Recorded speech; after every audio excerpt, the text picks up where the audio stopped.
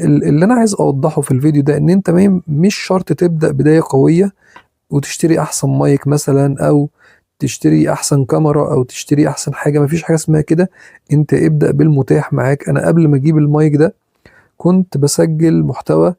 انا اصلا طبيب اسنان، يعني يمكن محدش في القناه هنا يعرف النقطه ديت، بس انا طبيب اسنان وبحب انزل محتوى عن المهنه بتاعتي اللي هي طب الاسنان. كنت بسجل بالموبايل، كنت بفتح الموبايل والمايك بتاع الموبايل اللي هو الداخلي يعني، ولا كان في مايك عندي ده، ولا كان عندي اي حاجه. بس كنت بفتح المايك واسجل واتكلم واقول اللي انا عايزه وانقل للناس العلم. ابدأ بأي حاجة قدامك، ما تنتظرش أحسن كاميرا، مش هتيجي إلا في ميعاد ربنا كاتبه. ما تنتظرش أحسن مايك، حتى لو ب 250 ما كانش معايا أجيبه.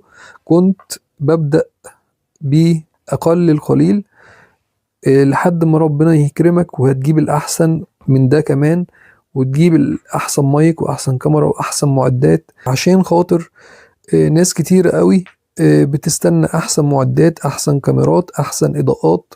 كل ده ولا ليه اي لازمة. اللي ليه لازمة ان انت تبدأ وتستمر في صناعة المحتوى، وتستمر في الشغل والانتاج.